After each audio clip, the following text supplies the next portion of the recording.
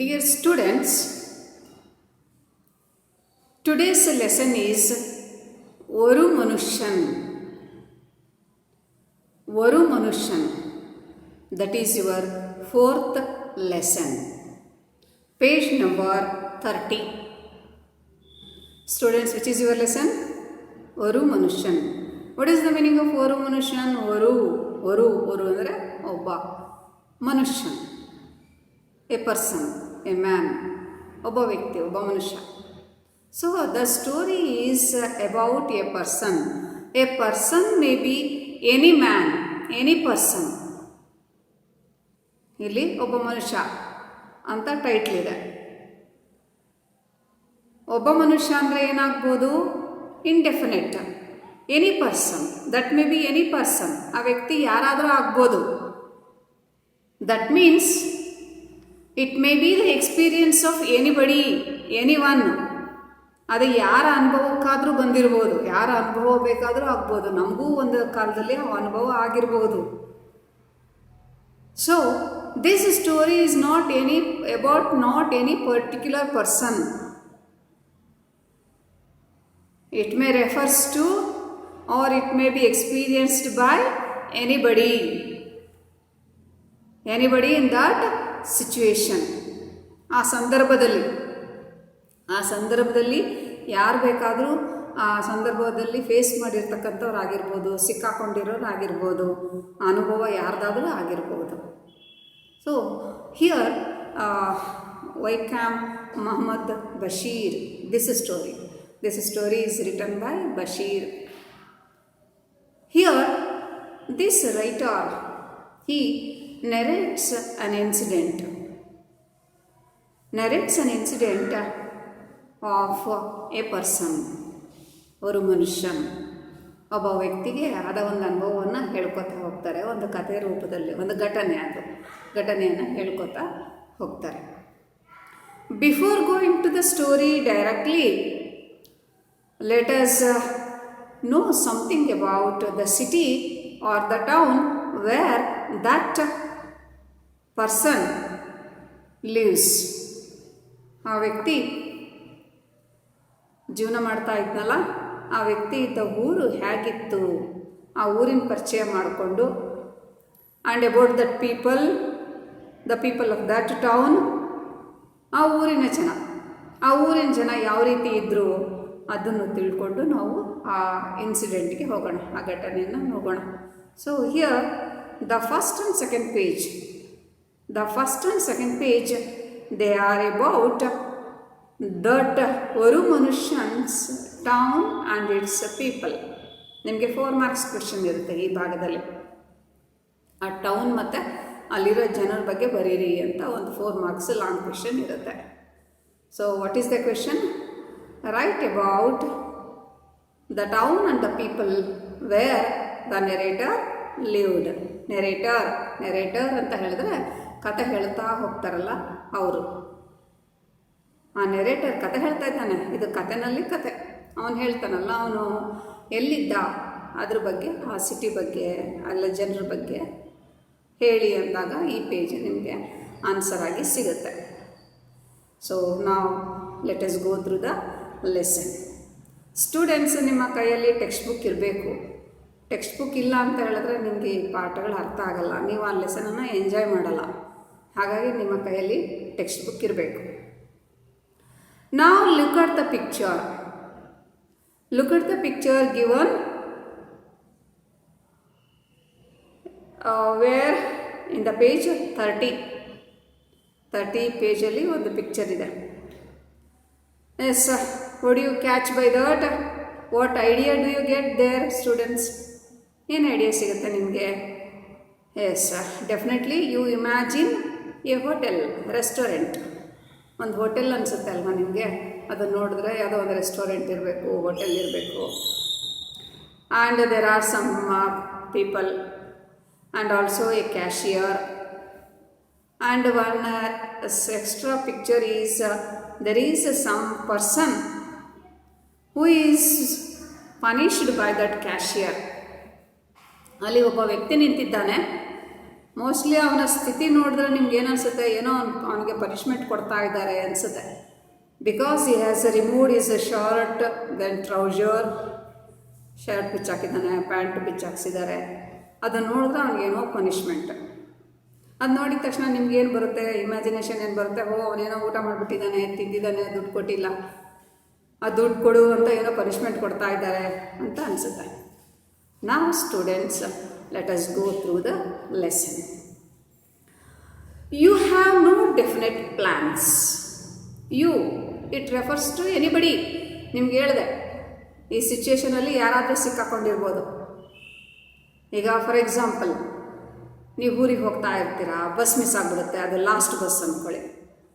ನಿಮ್ಮ ಊರಿಗೆ ಹೋಗೋಕ್ಕೆ ಅದು ಲಾಸ್ಟ್ ಬಸ್, ಅದು ಬಿಟ್ಟರೆ ಬಸ್ ಇಲ್ಲ. ಸಾಯಂಕಾಲ 7 ಆಯಿತು, 8 ಆಯಿತು, 9 ಆಯಿತು, ನಿಮ್ಗೆ ಯಾವ ವೆಹಿಕಲ್ಲು ಸಿಗಲ್ಲ, ಕತ್ಲಾಗ್ತಾ ಇದೆ, ಹೆದರ್ಕೊಂಡ್ಬಿಡ್ತೀರಾ, ಹೆಂಗೆ ಹೋಗೋದು? ಅವಾಗ ಯಾವುದೋ ಒಂದು ವೆಹಿಕಲ್ ಬರುತ್ತೆ, ಏನೋ ಕಾರ್ ಬರುತ್ತೆ, ಯಾರೋ ಬರ್ತಾರೆ, ನಿಲ್ಲಿಸ್ತಾರೆ, ಮಾತಾಡಿಸ್ತಾರೆ ನಿಮಗೆ. ನಾವು ಅದೇ ಊರ ಕಡೆನೇ ಹೋಗ್ತಾ ಇರೋದು, ನಿಮ್ಮನ್ನು ಬಿಡ್ತೀವಿ ಬರ್ರಿ ಅಂತಾರೆ. ನಿಮಗೆ ಶಾಕ್ ಆಗಿಬಿಡುತ್ತೆ, ನನಗೆ ಯಾರೋ ಹೆಲ್ಪ್ ಮಾಡ್ಲಿಕ್ಕೆ ಸಿಕ್ಕರು, ಆದರೆ ನಂಬೋದೋ ಬಿಡೋದು, ಆದರೆ ಬೇರೆ ದಾರಿ ಇಲ್ಲ, ಹೋಗಲೇಬೇಕು. ಅದು ಬಿಟ್ಟರೆ ಏನು ನಿಮಗೆ ಆಪ್ಷನ್ ಇಲ್ಲ. ಹತ್ಕೋತೀರಾ. ಲಕ್ಕಿಲಿ ಅವರು ಕರ್ಕೊಂಡೋಗಿ ನಿಮ್ಮ ಮನೆ ಮುಂದೆ ಬಿಡ್ತಾರೆ, ನಿಮ್ಮ ಮನೆ ಪೇರೆಂಟ್ಸ್ಗೆ ಮಾತಾಡಿಸಿ ನಿಮ್ಮ ಮನೆ ಹತ್ರ ಬಿಡ್ತಾರೆ. ನಿಮಗೆ ಸಮಾಧಾನ ಆಗಿಬಿಡುತ್ತೆ, ಅಪ್ಪ ಅಮ್ಮನ ಪರಿಚಯ ಮಾಡ್ಕೊಳ್ತೀರಾ, ಎಷ್ಟೋ ದಿನ ಫ್ರೆಂಡ್ಸ್ ಥರನೇ ಉಳ್ಕೋತೀರಾ, ಹಾಗಾಗಿ ನೆನಪು ಮಾಡ್ಕೋತಾ ಇರ್ತೀರ ಅವರನ್ನು. Isn't it? ಇಲ್ಲ ಇನ್ನೊಂದು ಕೇಸ್ ಘಟನೆ ಅಂದರೆ, ಈಗ ಫಾರ್ ಎಕ್ಸಾಂಪಲ್ ಬಸ್ಸಲ್ಲಿ ಹೋಗ್ತಾ ಇರ್ತೀರಾ, ನಿಮ್ಮ ದುಡ್ಡನ್ನು ಯಾರೋ ಪಿಕ್ ಪಾಕೆಟ್ ಮಾಡಿಬಿಡ್ತಾರೆ, ಎತ್ಬಿಟ್ಟಿರ್ತಾರೆ. ನೀವು ಟಿಕೆಟ್ ತೊಗೊಳಕ್ಕೆ ಹೋದಾಗ ದುಡ್ಡೇ ಇರಲ್ಲ. ಕಂಡಕ್ಟರ್ ಸಿಕ್ಕಾಬಟ್ಟೆ ಬೈತಾನೆ ನಿಮಗೆ ಶೇಮ್ ಆಗೋಗ್ಬಿಡುತ್ತೆ. ಆವಾಗ ಅಲ್ಲಿರೋ ಯಾರೋ ಒಬ್ಬ ಅಜ್ಜ ಅಜ್ಜಿ ಯಾರೋ ಅಯ್ಯೋ ಅನಿಸ್ಬಿಟ್ಟು ಅವರು ನಿಮ್ಮ ಟಿಕೆಟನ್ನು ಅವ್ರು ತೆಗೆಸ್ಕೊಡ್ತಾರೆ. ಇಲ್ಲಾಂದರೆ ಅವ್ನು ಕಂಡಕ್ಟ್ರು ಇಳಿಸ್ಬಿಡ್ತೀನಲ್ಲ ನಿಮ್ಮನ್ನು ಅಂತ ಎದುರಿಸ್ತಿರ್ತಾನೆ. ಆವಾಗ ನಿಮಗೇನಾಗುತ್ತೆ, ದುಡ್ಡಿನ ಬೆಲೆ ಗೊತ್ತಾಗುತ್ತೆ, ಜೊತೆಗೆ ಹೆಲ್ಪ್ ಮಾಡಿರೋ ವ್ಯಕ್ತಿನ ನೀವು ಮರೆಯಲ್ಲ. ಇಂಥ ಎಕ್ಸ್ಪೀರಿಯೆನ್ಸು ಎಲ್ಲರಿಗೂ ಕೂಡ ಒಂದಲ್ಲ ಒಂದು ರೀತಿಯಲ್ಲಿ ಆಗ್ತಾ ಇರುತ್ತೆ. ಸೊ ಆ ಥರದ ಒಂದು ಎಕ್ಸ್ಪೀರಿಯೆನ್ಸ್ ಕೂಡ ಈ ಸ್ಟೋರಿನಲ್ಲಿ ಬರುತ್ತೆ. You have no definite plans. In life you have no definite plans. ನನ್ನ ಲೈಫಲ್ಲಿ ಹೀಗೆ ಆಗಬೇಕು, ಯಾವ ಪ್ಲ್ಯಾನ್ ಇಲ್ಲ. ಅವನು ಹೇಳ್ತಾ ಇದ್ದಾನೆ, ನೆರೇಟರ್ ಕಥೆ ಹೇಳ್ತಾ ಇದ್ದಾನಲ್ಲ ಅವನು. You are wandering around far away from home. You are wandering, you are away from your home. Away ದೂರ, ನೀವು ನಿಮ್ಮ ಮನೆಯಿಂದ ತುಂಬ ದೂರ ಹೋಗ್ಬಿಟ್ಟಿದ್ದೀರಾ, 100 ಮೈಲಿ ದೂರದಲ್ಲಿ ಯಾವುದೋ ಊರಲ್ಲಿದ್ದೀರಿ. You have no money with you and also no ಮನಿ.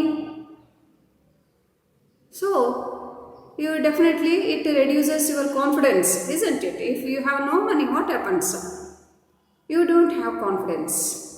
ನಮ್ಮಲ್ಲಿ ದುಡ್ಡಿಲ್ಲ ಅಂತ ಹೇಳಿದ್ರೆ, ಕೈಯಲ್ಲಿ ಏನೋ ದುಡ್ಡಿಲ್ಲ ಅಂದರೆ ನಮ್ಮಲ್ಲಿ ಕಾನ್ಫಿಡೆನ್ಸ್ ಇರಲ್ಲ. ಸೊ ದುಡ್ಡಿಲ್ಲ. You do not know the local language. You don't know the language of that town. ಆ ಊರಿನ ಭಾಷೆ ಗೊತ್ತಿಲ್ಲ. ಈಗ ಫಾರ್ ಎಕ್ಸಾಂಪಲ್ ನಾವು ಕರ್ನಾಟಕದವರು ನಮ್ಮನ್ನು ತೊಗೊಂಡೋಗಿ ತಮಿಳ್ನಾಡು ಕೇರಳದಲ್ಲಿ ಹಾಕಿಬಿಡ್ತಾರೆ ಅಂದ್ಕೊಳ್ಳಿ. ಅಕಸ್ಮಾತ್ ನಾವು ಸಿಕ್ಕಾಕೊಂಡ್ಬಿಟ್ವಿ ಏನೋ ಸಂದರ್ಭ, ನಮಗೆಲ್ಲ ಭಾಷೆ ಬರಲ್ಲ ಅಂದ್ಕೊಳ್ಳಿ. ಅವರಲ್ಲಿ ಎಷ್ಟು ಸ್ವಾಭಿಮಾನ ಅಂದರೆ ಅವ್ರ ಭಾಷೆ ಬಿಟ್ಟು ಬೇರೆ ಭಾಷೆ ಯೂಸ್ ಮಾಡಲ್ಲ. ನಮ್ಮ ಥರ ಅಲ್ಲ. ನಾವೇನು ಮಾಡ್ತೀವಿ, ಕನ್ನಡ ಬಿಟ್ಬಿಡ್ತೀವಿ, ಇಂಗ್ಲೀಷು ಹಿಂದಿ ಇಲ್ಲ ಅವ್ರ ಭಾಷೆಗೆ ಹೋಗ್ಬಿಡ್ತೀವಿ. ಅವರೆಲ್ಲ ಹಾಗಲ್ಲ, ಅವ್ರ ಭಾಷೆಯಲ್ಲೇ ಮಾತಾಡಿಸ್ತಾರೆ ಅವರು. ನಮಗವಾಗ ಭಾಷೆ ಅರ್ಥ ಆಗಲ್ಲ, ನನ್ನ ಹತ್ರ ದುಡ್ಡು ಬೇರೆ ಇಲ್ಲ, ಅವ್ರ ಭಾಷೆ ಅರ್ಥ ಆಗ್ತಾ ಇಲ್ಲ.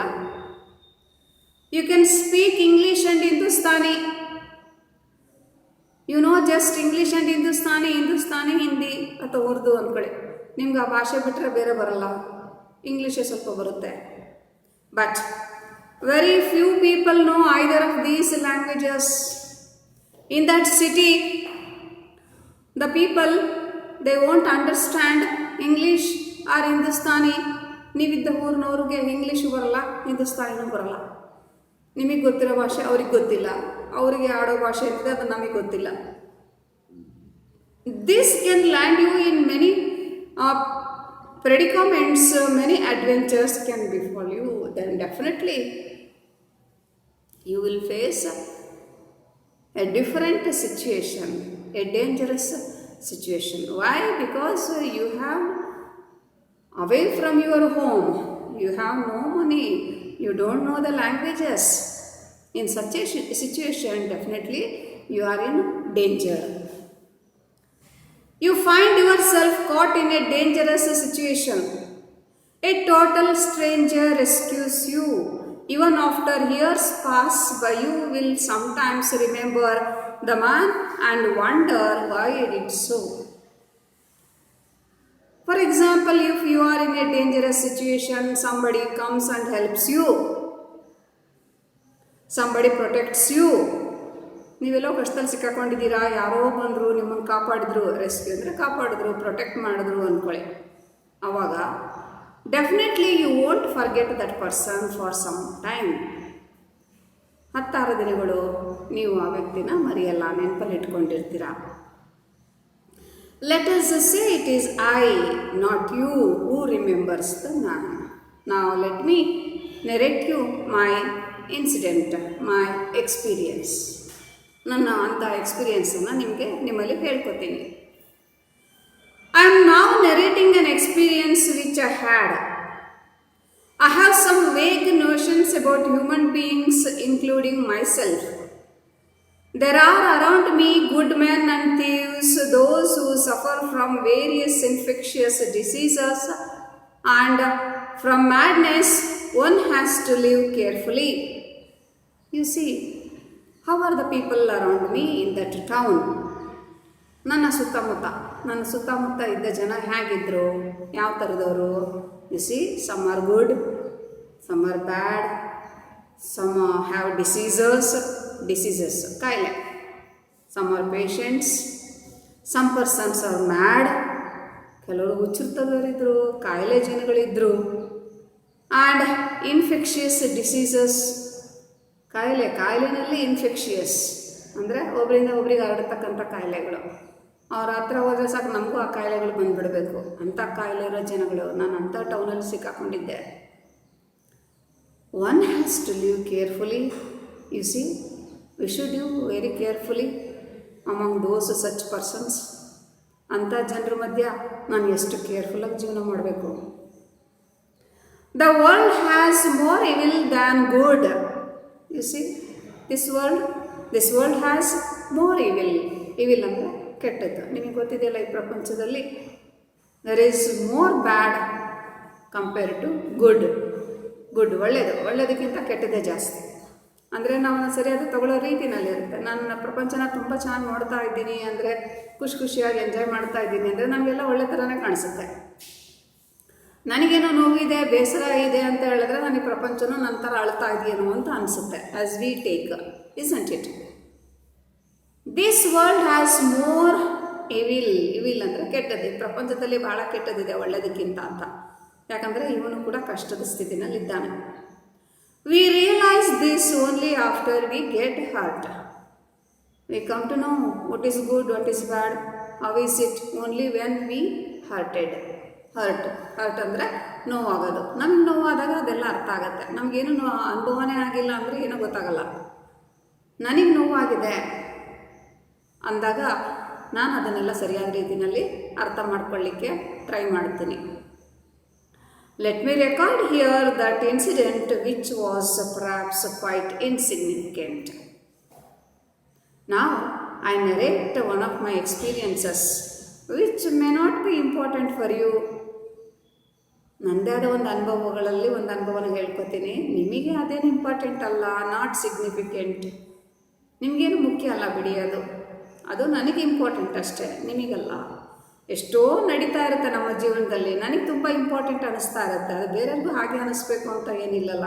It may be very neglected one for other people. ನನಗೆ ಭಾಳ ಸೆನ್ಸಿಟಿವ್, ಭಾಳ ಇಂಪಾರ್ಟೆಂಟ್ ಅನಿಸಿದ್ದು ಬೇರೆ ಯಾರಿಗೂ ನೆಗ್ಲೆಕ್ಟೆಡ್ ಅನ್ನಿಸ್ತಾ ಇರುತ್ತೆ.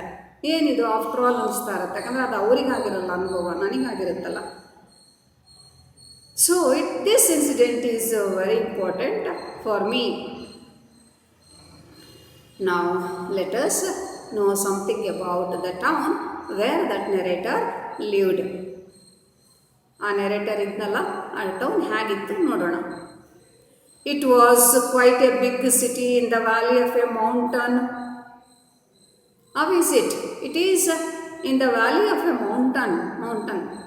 ಬೆಟ್ಟ, ಪರ್ವತ, ಗುಡ್ಡ, ಅದರ ಕಣಿವೆನಲ್ಲಿರ್ತಕ್ಕಂಥ ಒಂದು ಊರು, that town. Some 1500 miles from my home. How much? It was away from my home. ನನ್ನ ಮನೆಯಿಂದ ಎಷ್ಟು ದೂರದಲ್ಲಿತ್ತು? Some 1500. 1500 ಮೈಲಿ ದೂರ ನನ್ನ ಮನೆಯಿಂದ. ಅಂದರೆ ಇವಾಗ ನಾವಿಲ್ಲೆಲ್ಲೋ ಇದ್ದೀವಿ ಅಂತ ಹೇಳಿದ್ರೆ ನಾರ್ತ್ ಇಂಡಿಯಾ ಅಂದ್ಕೊಳ್ಳಿ. ನಾವು ಕರ್ನಾಟಕದಲ್ಲಿ ಇದ್ದೀವಿ ಅಂದರೆ ಸೀದಾ ನಾರ್ತ್ ಇಂಡಿಯಾ, ಇನ್ನೂ ಅದ್ರ ಮೇಲೆ ಹೋದ ಹಾಗೆ ಅಷ್ಟು ದೂರದಲ್ಲಿ.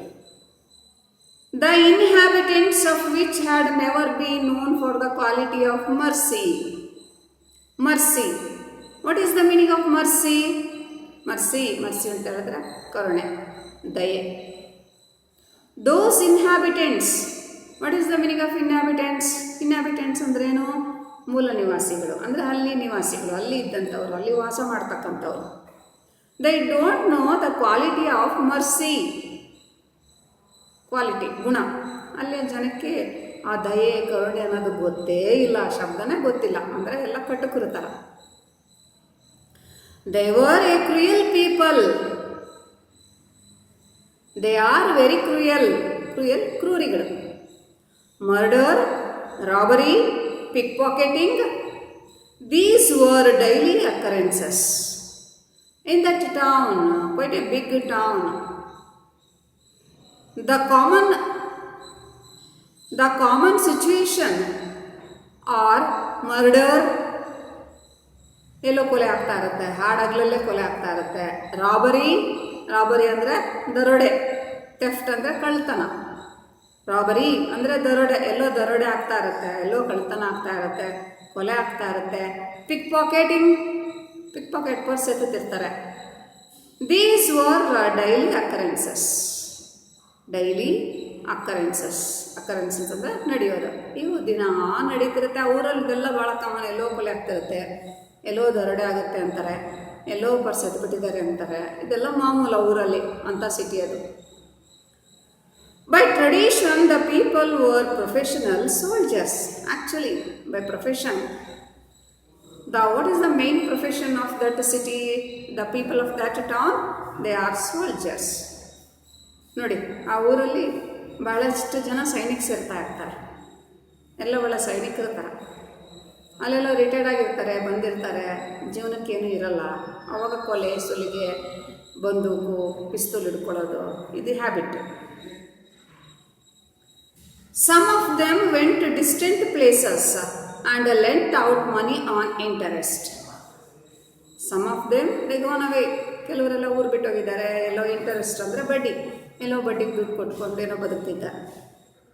Many others served as watchmen in banks, mills and large commercial establishments in big cities. Some of the soldiers, they are just like watchmen or guards to the banks or offices or companies. ಅವ್ರು ಹೇಗೋ soldier ಆಗಿ ವಾಪಸ್ ಬಂದಿರ್ತಾರಲ್ಲ, ಅವರು ಗಾರ್ಡ್ಗಳ ಥರ, watchman ಥರ, ಆಫೀಸ್ಗಳಿಗೆ ವಾಚ್ಮೆನ್ನು, ಕಂಪ್ನಿಗಳಿಗೆ watchmen ಥರ ಕೆಲಸ ಮಾಡ್ತಾರೆ. Money was highly valued by them. They value only money. ಅವರು ಬೆಲೆ ಕೊಡೋದು ಏನಕ್ಕೆ ಅಂತ ಹೇಳಿದ್ರೆ ಓನ್ಲಿ ಮನಿ, ದುಡ್ಡಿಗೆ ಮಾತ್ರ ಬೆಲೆ ಕೊಡೋದು. For money they would do anything, even commit murder. ಅದನ್ನು ಅಂಡರ್ಲೈನ್ ಮಾಡಿ, ಕಮಿಟ್ ಮರ್ಡರ್ ಫಾರ್ ಮನಿ.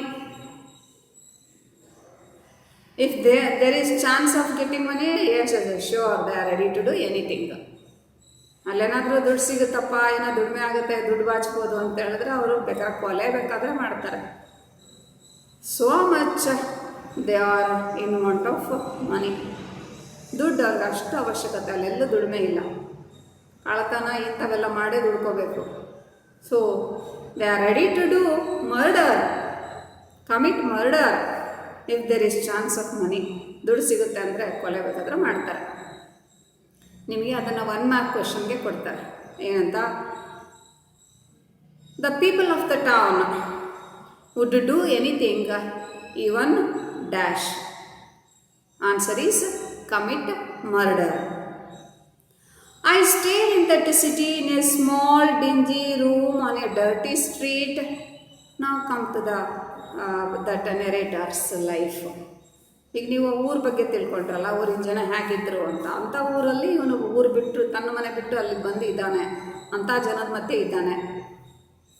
ಅಲ್ಲಿ ಎಲ್ಲಿ ಉಳ್ಕೊಂಡಿದ್ದಾನೆ ಅಂಥ ಟೌನಲ್ಲಿ ಅವನು ಎಲ್ಲಿದ್ದಾನೆ, ವಾಸ ಎಲ್ಲಿದೆ ಅಂದರೆ ಇನ್ ಎ ಸ್ಮಾಲ್ ಸ್ಟೇ ಅಂದರೆ ಉಳ್ಕೊಳ್ಳೋದು, ಇರೋದು. I stayed in that city in a very small, ಒಂದು ಸಣ್ಣದು dingy room, dark room, dingy room, dark ಕತ್ಲು ಕೋಣೆ, ಹಸಿ ಕೋಣೆ, ಒಂಥರ ಎಲ್ಲೋ ಗಲ್ಲಿನಲ್ಲಿ, ಆಮೇಲೆ ಡರ್ಟಿ ಸ್ಟ್ರೀಟ್, ಡರ್ಟಿ ಕೊಳಕು, ಯಾವುದೋ ಗಲ್ಲಿನಲ್ಲಿ ಬೀದಿನಲ್ಲಿ ಇದ್ದೀನಿ. I carried on a profession there. You know what is my profession? Profession ಅಂದರೆ ವೃತ್ತಿ. ನಾನೇನು ಕೆಲಸ ಮಾಡ್ತಾ ಇದ್ದೆ? Teaching English to migrant labourers from 9:30 till 11 in the night. Teaching English, ಅವ್ರುಗಳಿಗೆ ಇಂಗ್ಲೀಷ್ ಹೇಳ್ಕೊಡ್ತಾ ಇದ್ದೆ. ಎಲ್ಲಿಂದ? ಫ್ರಮ್ 9:30 ರಾತ್ರಿ 9:30 till night 11 in the night, ರಾತ್ರಿ 9:30 11 ಗಂಟೆ ತನಕ ಅವರಿಗೆ ಇಂಗ್ಲೀಷ್ ಹೇಳ್ಕೊಡ್ತಾ ಇದ್ದೆ. ಯಾರಿಗೆ? To whom? ಮೈಗ್ರೆಂಟ್ ಲೇಬರರ್ಸ್ ಅಂದರೆ ಕೂಲಿ ಜನ. ಹಗಲೆಲ್ಲ ಇಡೀ ಹಗಲತ್ತೆಲ್ಲ ಕೆಲಸಕ್ಕೆ ಹೋಗ್ತಾ ಇದ್ರಲ್ಲ, ರಾತ್ರಿ ವಾಪಸ್ ಬಂದಿರ್ತಿದ್ರಲ್ಲ, ರಾತ್ರಿ ಹೊತ್ತು ಹೇಳ್ಕೊಡ್ತಾ ಇದ್ದೆ ನಾನು. Yes, what does the narrator teach? English. To whom? ಯಾರಿಗೆ? Migrant labourers. ಮೈಗ್ರೆಂಟ್ ಅಂತ ಹೇಳಿದ್ರೆ ವಲಸೆ ಬಂದಿರೋರು, ಯಾವುದೋ ಊರೋ ಜನ ಇಲ್ಲಿ ಕೂಲಿ ಕೆಲಸಕ್ಕೆ ಬಂದಿರ್ತಾರೆ, 9 ಗಂಟೆ ಮೇಲೆ ಫ್ರೀ ಆಗ್ತಾರೆ, ಅವ್ರಿಗೆ ಇಂಗ್ಲೀಷ್ ಕಲಿಸ್ತಾ ಇದ್ದೆ. ನಿಮ್ಗೆ ಅನಿಸುತ್ತೆ ಇಂಗ್ಲೀಷ್ ನೆಸೆಸಿಟಿ ಏನು ಅಂತ? ಅವ್ರಿಗೆ ಇಂಗ್ಲೀಷ್ ಎಷ್ಟು ಮಟ್ಟಿಗೆ ಬೇಕು ಅಂದರೆ, ಅವ್ರ ಊರುಗಳಿಗೆ ದುಡ್ಡು ಕಳಿಸ್ಬೇಕಲ್ಲ, ಕೂಲಿ ದುಡ್ಡು ಇರುತ್ತೆ, ಊರಲ್ಲಿ ಮನೆ ಖರ್ಚಿಗೆ ದುಡ್ಡು ಕಳಿಸ್ಬೇಕಲ್ಲ, MO ಮಾಡಬೇಕು, ಮನಿ ಆರ್ಡ್ರ್ ಮಾಡಬೇಕು. ಆವಾಗ ಮನೆ ಅಡ್ರೆಸ್ಸನ್ನು ಇಂಗ್ಲೀಷಲ್ಲಿ ಬರೀಬೇಕು, ಅದೊಂದೇ ಅರ್ಥ ಆಗೋದು. ಆ ಇಂಗ್ಲೀಷ್ ಬರೀಲಿಕ್ಕೆ ಅವ್ರಿಗೆ ಎಷ್ಟು ಮಟ್ಟಿಗೆ ಬರಬೇಕು ಅಂತ ಹೇಳಿದ್ರೆ, ಅವ್ರ ಅಡ್ರೆಸ್ ಏನು ಒಂದು 3-4 ಸಾಲು ಅಂದರೆ ಒಂದು 7-8 ಶಬ್ದಗಳು ಬರೆಯೋಕ್ಕೆ ಬಂದರೆ ಸಾಕು, ಅಷ್ಟೇ ಅವ್ರಿಗೆ ಇಂಗ್ಲೀಷ್ ಬೇಕಾಗಿತ್ತು. Write addresses in English. Learning to write an address in English was considered great education there. You see how is the atmosphere there? If you are capable of writing address in English, then the people think you are well educated. ಅಲ್ಲೇ ಜನ ತುಂಬ backward education ವಿಷಯದಲ್ಲಿ. ನೀವೇನಾದರೂ ಇಂಗ್ಲೀಷಲ್ಲಿ ನಿಮ್ಮ ಮನೆ address ಬರೀತಾ ಇದ್ದೀರಾ ಅಂತಂದರೆ ಜನ ಏನಂಕೋತಾರೆ, ಎಸ್ ಈಸ್ ವೆಲ್ ಎಜುಕೇಟೆಡ್, ಓಹೋ ತುಂಬ ಚೆನ್ನಾಗಿ ಓದ್ಕೊಂಡ್ಬಿಟ್ಟಿದ್ದಾನೆ ಅವನು ಅಂತ. ಎಷ್ಟು? ಅವನ ಮನೆ address ಬರೆಯೋಕ್ಕೆ ಬರಬೇಕಷ್ಟೆ. You must have seen people who write addresses at the post office. ನೀವು ಪೋಸ್ಟ್ ಆಫೀಸ್ ಹತ್ರ ಹೋದರೆ ನೋಡ್ತೀರಾ, ಜನ ಬರೀತಾ ಇರ್ತಾರೆ. ಅಥವಾ ಅವರಿಗೆ ಬರೆಯೋಕ್ಕೆ ಬರಲ್ಲ ಅಂದರೆ ಬೇರೆ ಯಾರಾದರೂ ಬರ್ಕೊಡ್ತಾರೆ, ದುಡ್ಡು ಇಸ್ಕೊತಿರ್ತಾರೆ, ಅಡ್ರೆಸ್ ಬರ್ಕೊಡ್ತಾರೆ. 1 ಆಣೆ 2 ಆಣೆ ಅಂದರೆ ಹಳೆ ಕಾಲದಲ್ಲಿತ್ತು ಕಾಸುಗಳು ಅಂತ, 1 ಆಣೆ 2 ಆಣೆ 4 ಆಣೆ 8 ಆಣೆ ಅಂತೀವಲ್ಲ, ಆ ಥರ ದುಡ್ಡು ಇಸ್ಕೊಂಡು address ಬರ್ಕೊಡೋರು. They were paid anything between 1 anna and 4 annas for writing an address. 1 anna to 4 annas. 1 ಆಣೆಯಿಂದ 4 ಆಣೆ ತನಕ ಎಷ್ಟು? 1 ಆಣೆ 2 3 4 ಆಣೆ ಹೀಗೆ ಕೊಟ್ಟು ಹೋಗ್ತಾಯಿದ್ರು, ಅಡ್ರೆಸ್ ಬರೆಸ್ಕೊಂಡು ಹೋಗ್ತಾಯಿದ್ರು. ಸೊ ನಾನು ಆ ಕೆಲಸ ಮಾಡ್ತಾಯಿದ್ದೆ, ಬರ್ಕೊಡ್ತಾ ಇದ್ದೆ, ಇಲ್ಲ ಕೇಳಿದ್ರೆ ಕಲಿಸ್ಕೊಡ್ತಾ ಇದ್ದೆ. That is my profession. I taught the skill of writing addresses to people in order to escape the same fate myself and to see if I could save some money. So it is also just like a coolie. I want money for my life. ನನಗೂ ದುಡ್ಡು ಬೇಕಲ್ಲ, ನಾನು ಊಟ ಮಾಡೋಕ್ಕೆ ದುಡ್ಡು ಬೇಕು, ಆ ಊರಲ್ಲಿ ರೂಮ್ ಬಾಡಿಗೆ ಕೊಡೋಕ್ಕೆ ದುಡ್ಡು ಬೇಕಲ್ಲ, ನಂದು ಒಂಥರ ಕೂಲಿನೇ. ನಾನು ದುಡ್ಡುಗೋಸ್ಕರ ಆ ಕೆಲಸ ಮಾಡ್ತಾ ಇದ್ದೆ. ಹಾಗೆ ಸ್ವಲ್ಪ ಸೇವಿಂಗ್ಸ್, ದುಡ್ಡು ಉಳಿಸ್ಕೊತಾ ಇದ್ದೆ ಬಂದದ್ರಲ್ಲಿ. In those days I would sleep all day and wake up at 4 in the evening. You see how is my daily life? ನನ್ನ ಜೀವನ ಹೇಗಿತ್ತು? I get up only at 4 o'clock in the evening. I sleep all the day. ಹಗಲೆಲ್ಲ ಮಲ್ಕೊಂಡ್ಬಿಡ್ತಿದ್ದೆ, ಸಾಯಂಕಾಲ 4 ಗಂಟೆಗೆ ಎದ್ದೇಳ್ತಾ ಇದ್ದೆ. ಯಾಕೆ ಹೇಳಿ? ರಾತ್ರಿ ಎಲ್ಲ ಸ್ವಲ್ಪ ಕೆಲಸ ಮಾಡಿ ಬರ್ತಾ ಇದ್ದ. ಮತ್ತು ಹಗಲೊತ್ತು ಮಲ್ಕೊಂಡ್ಬಿಡ್ತಿದ್ದ, ಅವನಿಗೇನು ಕೆಲಸ ಸಿಗ್ತಿರ್ಲಿಲ್ಲ ಹಗಲೊತ್ತು. ಸಾಯಂಕಾಲ 4 ಗಂಟೆಗೆ ಎದ್ದೇಳ್ತಾ ಇದ್ದ. Now here, why? The reason is, this was to save the expense of drinking my morning tea or eating the noon meal. Why? I have to save the money. I have to avoid drinking tea in the morning and also more afternoon meals. ದುಡ್ಡು ಉಳಿಸ್ಬೇಕಿತ್ತು. ಬೆಳಗ್ಗೆ ಬೇಗ ಎದ್ಬಿಟ್ರೆ tea ಕುಡಿಬೇಕು, ಟೀಗೆ ದುಡ್ಡು ಕೊಡಬೇಕು, tiffin ಮಾಡಬೇಕು. ಮಧ್ಯಾಹ್ನ ಎದ್ದಿದ್ರೆ ಊಟ ಮಾಡಬೇಕು, ಖರ್ಚಾಗ್ತಾಯಿತ್ತು. ಅವೆರಡು ಉಳಿಸ್ಬೇಕಿತ್ತಲ್ಲ. ಯಾವುದು ಟೀ, ಬ್ರೇಕ್ಫಾಸ್ಟು, ಮಧ್ಯಾಹ್ನ ಊಟದ್ದು ದುಡ್ಡು ಉಳಿಸ್ಬೇಕಲ್ಲ. ಹಾಗಾಗಿ ನಾನೇನು ಮಾಡ್ತಿದ್ದೆ, ಮಲ್ಕೊಂಡ್ಬಿಡ್ತಿದ್ದೆ. ಒಂದೇ ಸರಿ 4 ಗಂಟೆಗೆ ಎದ್ದೇಳ್ತಿದ್ದೆ. 4 ಗಂಟೆಗೆ ಎದ್ದು ಫುಲ್ ಊಟ ಮಾಡಿಬಿಡೋದು, ಮುಗೀತು. ದಿನಕ್ಕೆ ಒಂದೇ ಊಟ, ಅದು ಸಾಯಂಕಾಲ 4 ಗಂಟೆ ಮೇಲೆ ಒಂದು ಸರಿ ಊಟ ಮಾಡಿದ್ರೆ ಮುಗೀತು. Why? This is for saving money. ದುಡ್ಡು ಉಳಿಸ್ಲಿಕ್ಕೆ. ನನ್ನ ಹತ್ರ ಅಷ್ಟು ದುಡ್ಡು ಇರ್ತಿರಲಿಲ್ಲ, 3 ಹೊತ್ತು ಊಟ ಮಾಡೋ ಅಷ್ಟು ಇರ್ತಿರಲಿಲ್ಲ. One day I got up at 4 p.m. as usual. One day as usual. This is his routine life. Routine. ಯಾಂತ್ರಿಕ ಜೀವನ, ಅದು ಮಾಮೂಲು ಜೀವನ. ಮಲ್ಕೊಳ್ಳೋದು, ರಾತ್ರಿ ಹೊತ್ತು ಅವರಿಗೆಲ್ಲ ಇಂಗ್ಲೀಷು ಸ್ವಲ್ಪ ಕಲಿಸೋದು, ಬರ್ಕೊಡೋದು. ಬೆಳಗ್ಗೆ ಎದ್ದೇಳ್ತಿರ್ಲಿಲ್ಲ, ಒಂದೇ ಸರಿ 4 ಗಂಟೆ ಸಾಯಂಕಾಲ ಎದ್ದೇಳೋದು, ಆವಾಗಿಂದ ಅಲ್ಲಿಂದ ಹೊರಡೋದು. ಇದು ನನ್ನ ಟೈಮ್ ಟೇಬಲ್, ನಂದು daily life. I finished my daily course one day.